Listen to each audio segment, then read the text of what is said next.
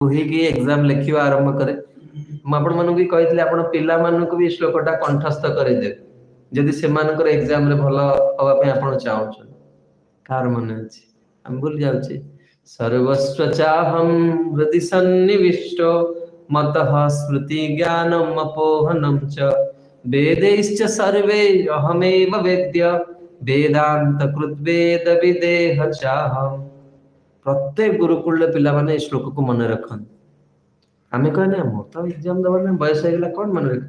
ଜୀବନର ଶେଷରେ ଗୋଟେ ଏକ୍ଜାମ ଦେବାର ଅଛି କି ନାଇଁ, ଶେଷ ଦିନ। ସେଥିପାଇଁ ଶ୍ଲୋକଟିକୁ ମନେ ରଖିବାର ଅଛି।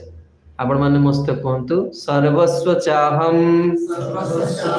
ହୃଦି ସନ୍ନିବିଷ୍ଟୋ ମତଃ ସ୍ମୃତି ଜ୍ଞାନମ୍ ଅପୋହନମ୍ ଚ वेदैश्च सर्वैर् अहमेव वेद्य